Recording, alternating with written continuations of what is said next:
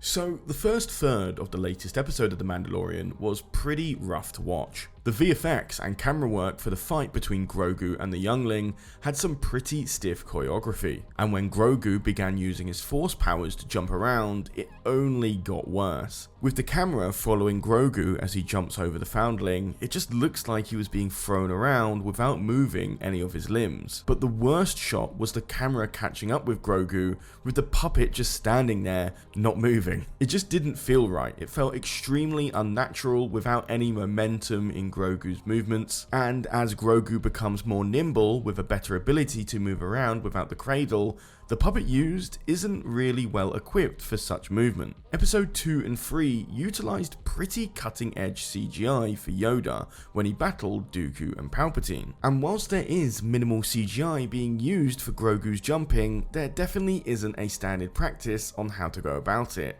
since his jumping animations look a little better in the Book of Boba Fett compared to this episode we've just seen. Of course, the last 2/3 of the episode had a pretty big bump in VFX. Grogu's flashback and the fight against the Shriek-Hawk were very masterfully done. And whilst each episode of the series has varying budgets for special effects, it looks like this episode was perhaps forced to minimize spending in post-production during this scene. But what did you think about the fight? Let me know in the comments down below. And if you want more Star Wars shorts, check out this one appearing on the end screen now.